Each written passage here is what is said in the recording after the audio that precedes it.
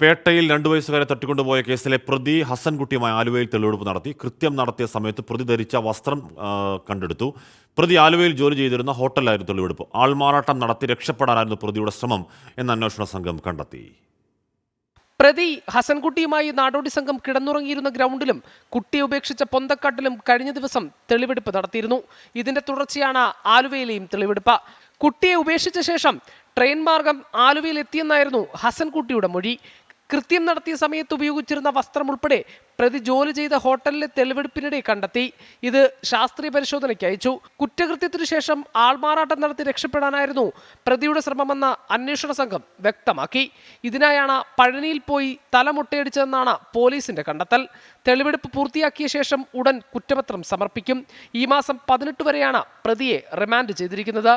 24 Thiruvananthapuram.